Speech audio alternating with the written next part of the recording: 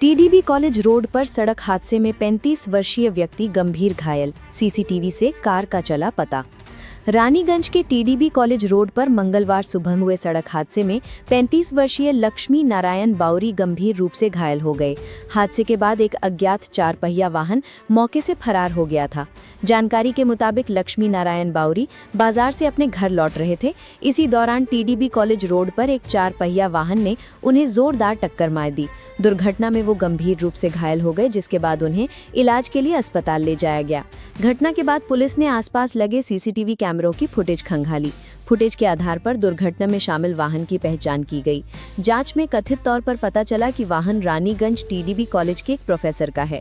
इसके बाद पुलिस ने वाहन के मालिक को थाने बुलाकर पूछताछ की। घायल के परिवार का दावा है कि पूछताछ के दौरान वाहन के दुर्घटना में शामिल होने की बात स्वीकार की गई है। हालांकि मामले में पुलिस की ओर से आधिकारिक तौर पर क्या कार्रवाई की गई है, इसकी जानकारी सामने आना बाकी है।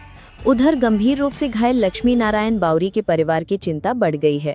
परिजनों के मुताबिक लक्ष्मी नारायण ही परिवार के एकमात्र कमाने वाले सदस्य हैं। उनकी गंभीर स्थिति के कारण परिवार के सामने आर्थिक संकट की चिंता भी खड़ी हो गई है। फिलहाल पुलिस दुर्घटना के वास्तविक कारण और मामले में आगे की कानूनी कार्रवाई को लेकर जांच कर रही है। দেখুন মঙ্গলবার সকালে বলবো সকাল 11টা 16তে টিডিবি কলেজ রোড যেটা আছে ওখানে একটা বিভৎস অ্যাক্সিডেন্ট হয়েছিল। ওই অ্যাক্সিডেন্টে একজন লক্ষ্মীনারায়ণ বাউরি নামের একজন আহত হয়েছিলেন। সেদিন আমরা ওই মানে অপেক্ষায় ছিলাম যে পুলিশ এটাতে কিছু করবেন।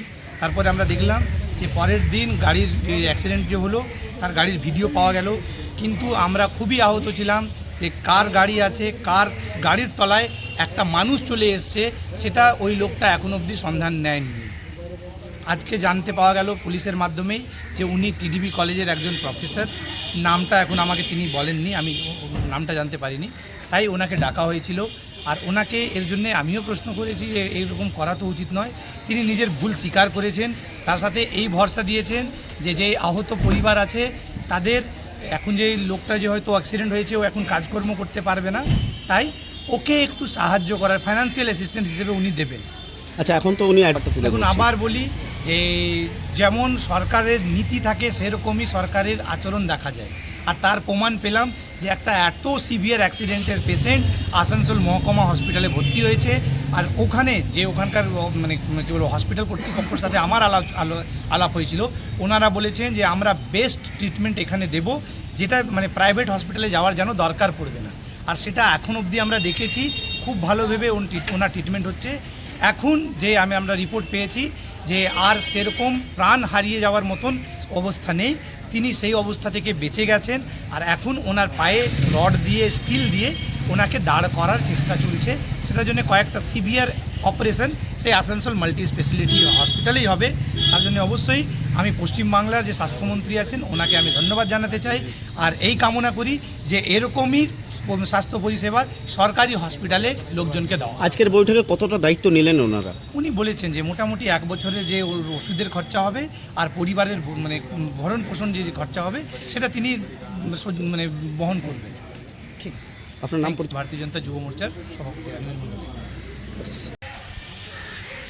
দেখুন, ঘটনাটা তো খুবই মানে সেন্সিটিভ এবং সত্যি খুব দুঃখের যে এরকম একটা অ্যাক্সিডেন্ট হয়েছে, পায়ে অনেকটাই লেগেছে।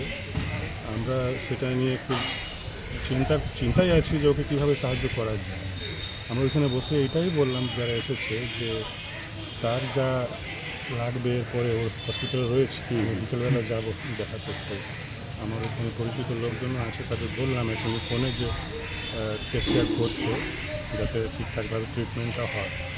এবং পরবর্তীকালে 1 বছর নাকি ওকে রেস্ট বলেছে, সেই সময়টা আমরা ওর দেখভাল করার জন্য যেটুকু করা যায় সেটার জন্য আমরা চেষ্টা করব। সেটা আমি বোঝাচ্ছিলাম। এখনও পর্যন্ত সেটা নিয়ে সব কিছু এখন মানে ঠিক হয়নি যে কী খরচ লাগতে পারে বা কিছু, ওরা পরে আসবে আবার।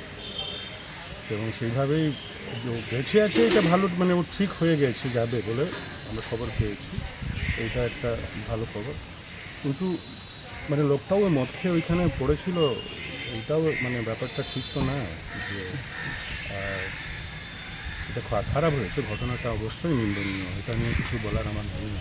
স্যার মানে বেশি কিছু বলতে পারছি কিছু না। ওনাদের এটাই যে যেহেতু ইন্স্যুরেন্স তো ছিল, সেটা যেহেতু গভর্নমেন্ট হসপিটালে দিয়েছে, তো ইন্স্যুরেন্সটা তো পাবে না, নাকি পাবে আমি জানি না, ও কথা বলতে হবে ইন্স্যুরেন্সওয়ালাদের সাথে। তো ওর কথা ছিল যে যখন ও যদি যেহেতু কাজ করতে পারবে না কিছুদিন, তো তার জন্য ওদের ফিনান্সিয়াল অ্যাসিস্ট্যান্স দরকার। সেটা তো আমিও এগ্রি করছি যে দরকার, এবং সেটা আমরা করব। ইন্ডিভিজুয়ালি করুন, বা আমি তো বললাম যে আমরা সবাই মিলেও কিছু দিয়ে সাহায্য করবো সেটা। স্যার আপনার নাম একটু please। আমি ডক্টর সঞ্জীব পান্ডে, টিডিবি কলেজের প্রিন্সিপাল। ধন্যবাদ স্যার।